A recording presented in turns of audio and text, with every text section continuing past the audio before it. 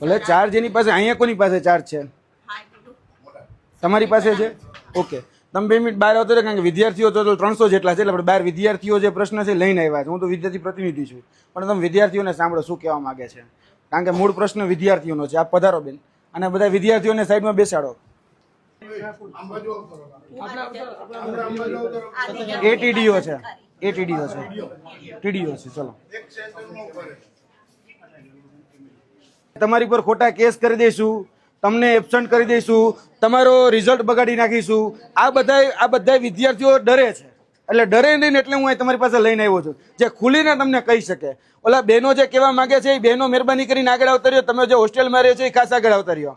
પધારો બેન, અને તમે તાર કોઈ ચિંતા ન કરો. બેન ને કયો, બેન છે અહીં જે સમિતિ બનાવી એના અધ્યક્ષ. ડન, સ્કોલરશીપમાં ઉભા રહ્યા. હવે સ્કોલરશીપ વાળી વાત કરીએ. બેન, આમાં વસ્તુ એવી છે, હું ચર્ચા કરું પછી આપણે છોકરીઓને પૂછીએ.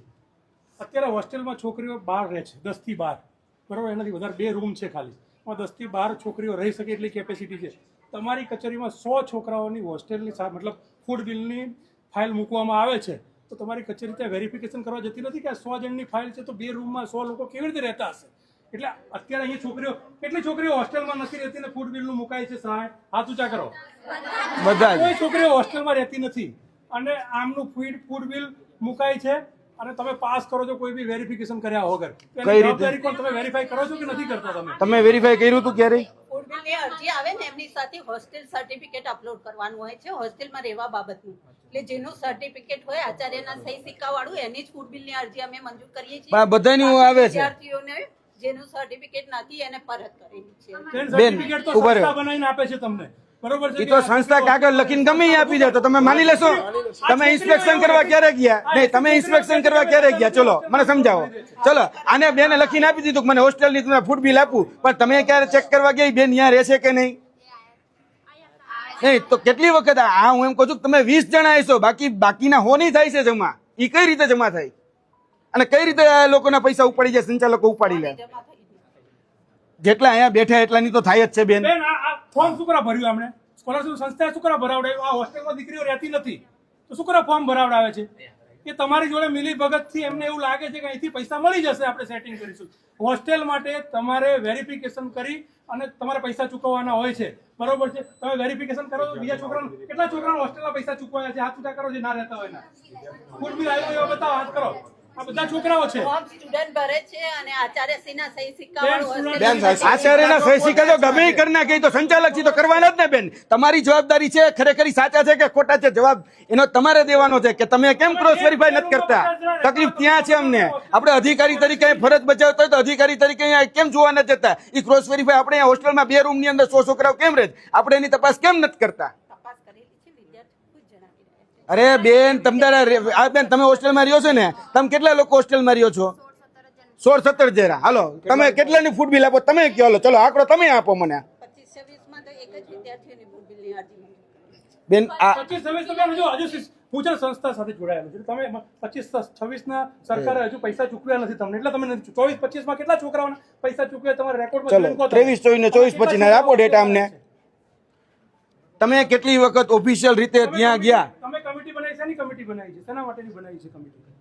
વિદ્યાર્થીઓને રજૂઆત બાબતે આરએસસી સાહેબને રજૂઆત હતી, એમાં સ્કોલરશીપનો મુદ્દો અમારી કચેરીનો હતો, તો સરે સ્કોલરશીપના મુદ્દા બાબતે અહીંયા સમિતિ બનાવી અને પ્રશ્નો સાંભળવા અને જે કાર્યવાહી કરવાની. અત્યારે છોકરાઓ આયા છે, એ લેખિત તમને આપે છે કે ભાઈ અમે હોસ્ટેલમાં રહ્યા નથી અને અમારા પૈસા લઈ એમના ખાતામાં આવ્યા અને સંસ્થાએ લઈ લીધા છે, એવું લેખિતમાં અત્યારે તમે આપો છો. શું એક્શન લેશો તમે? અમને નિવેદન લેખિતમાં મળી જાય તો અમે રિકવરી કરીશું. ડન છે, 100% અમે આપીશું તમ તારે. બીજી વાત કે અહીંયા કયા કયા કોર્સ ચાલે છે? આપણે આ જે અત્યારે મા ગાયત્રી નર્સિંગ સંસ્થા રહી એની અંદર કયા કયા કોર્સ ચાલે છે બેન? ENM ચાલે છે, GNM ચાલે છે. હવે BSc નર્સિંગ વાળા અહીંયા રોકાય છે, એનું શું કરવાનું છે? રોકાવા જોઈએ કે ન રોકાવા જોઈએ? BSc નર્સિંગ ચાલે છે અહીંયા, BSc નર્સિંગના વિદ્યાર્થીઓ અહીંયા ભણે છે, પરીક્ષા દેવા કયા વરણ જઈએ? તો સંસ્થાનું સંચાલન છે, એમાં અમે નહીં પણ સંસ્થા અહીંયા તો છે જ નહીં. તમારે તો કંટ્રોલિંગ બોડીમાં તમે છો. GNC કયા વરણ છે એટલા માટે? ટ્રાયબલની વડોદરામાં આવે છે. વડોદરામાં આવે, એના છોકરાઓ અહીંયા કઈ રીતે રહી શકે? આપણે તો કદાચ કોલેજમાં ગયા, સોરી સંસ્થામાં ગયા હોય તો તપાસ કરી હોય તો બધા બીએસસી નર્સિંગમાં અહીંયા કઈ રીતે રહે? એ તો પૂછવું પડે કે ન પૂછવું પડે કે તમે કયા કોર્સમાં છો, જીએનએમાં છો, એએનએમાં છો, બીએસસી નર્સિંગમાં છો, તો બીએસસી નર્સિંગ વાળા અહીંયા શું કામ રોકાય? તમે તપાસ કરીને કોઈ પત્ર મોકલો ગાંધીનગર આવી છે કે અહીંયા આ બીજી કોલેજના છોકરાઓ અહીંયા આવીને પડે છે, એવો કોઈ પત્ર તમારા વિભાગથી, તમે છોડો હેતલબેન, તમારા વિભાગથી ગયો છે?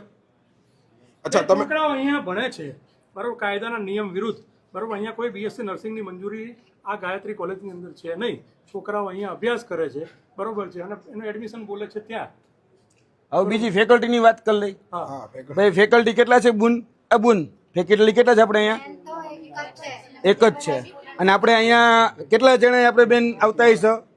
અને તમારે બોલો, તમે બોલો મિત્ર, કાનમાં નો કે જોયો હોય મોટેથી બોલો, તમે અધિકારી જ છો, તમારી મંજૂર જ છે વાત તમતારે. મંજૂર છે, એની સામે સ્ટાફ કેટલો રાખવું એ બધું જીએનસી ની મંજૂરીમાં જીએનસી ની મંજૂરીમાં આવે બેન. આપણે તપાસ તો કરીએ ને નાની નાની મળી. કરવી ના કરવી આપણે બેન હું એમ કહું છું કે આપણે આપણું બાળક છે આ. પૂરતું સીમિત છે. અરે પણ તો સ્કોલરશીપ આપણે ખોટી ચૂકવીએ છીએ બેન. પણ અમે પૂરતા આપીએ છીએ ને, જ્યાં ડોક્યુમેન્ટ તમે સ્કોલરશીપ વગર બાકીના ઘરેથી કેટલા રૂપિયા ઉમેરો છો મિત્રો બેનો? બોલો લ્યો હવે શું કહેશો?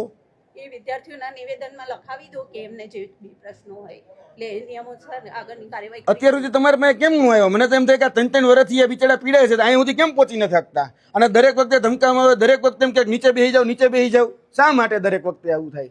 અમે બહુ ટુ ધ પોઈન્ટ જઈએ છીએ બેન. કાંઈ બીજી આડી વાત તમે ખાલી કીધું કે અમે આદિજાતિની અહીંયા ખાલી ગ્રાન્ટની વાત કરીએ, અમે એની જ વાત કરીએ છીએ. આ લોકો બેન તમારા સુધી રજૂઆત કરવા આવે બરોબર, તોય ધમકાવવામાં આવે. બિચારા જાય તો જાય ક્યાં? ક્યારેય કોઈને ધમકાવે તમે નથી ધમકાવ્યા, પણ બીજા બધાની વાત, સંસ્થાવાળાની વાત છે. સંસ્થાવાળાએ ધમકાવ્યા છે. બાકી કચેરીમાં તો જે બી અરજદાર આવે એને સેટિસ્ફેક્ટરી આન્સર આપવામાં આવે છે. કાલે કલેક્ટરને 2 દાડા પહેલા આપણે એક જ મિનિટ, હોસ્ટેલમાં કેટલા રૂમ એલોટ થયા છે? 2 છે. આમ કેટલા બોલે છે ખાતે? ઓકે, આની જરાક તપાસ જો આવે છે. ત્યારે બેને શું એક્શન લીધેલા? બોલો બેન હવે.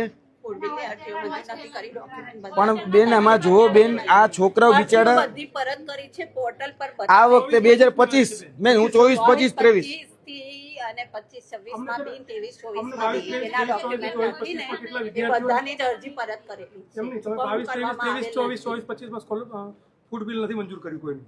કરેલું છે પણ જેના ડોક્યુમેન્ટ બધાનું જ નથી થયું. નથી રહેતા એનું આવી ગયું છે એમ કે છે. તમે વેરીફાઈ કર્યા વગર પાસ વેરીફાઈ કરીને જ શું વેરીફાઈ કરો છો? ડોક્યુમેન્ટ વેરીફાઈ કરો છો? બતાવે છે આ ભાઈ 500 ડોક્યુમેન્ટ આપી દો એટલે પાસ કરી દેવાનું. શું તમારે તમને ઓરિજિનલ રસીદ મળી છે? તમે ઉભા રહો બેન, તમને ઓરિજિનલ રસીદ મળી છે બેનો? હાલો હવે. એ તો સંસ્થાનો પ્રશ્ન છે. પણ બેન અહીંયાથી તમે એ તો ખરેખર જાણકારી લો, ખરેખર એને મળે છે કે નહીં? તમે અહીંથી સરકાર જે પૈસા આપે છે, ગ્રાન્ટના જે પૈસા છે, આપણે ટેક્સના જે પૈસા છે, ખરેખર યોગ્ય વ્યક્તિ સુધી પહોંચે છે કે નહીં, ઓરિજિનલ રસીદ આવે છે કે નહીં, એ તપાસ કરવા માટે તો બેન તમને બેહાડ્યા છે કે નહીં?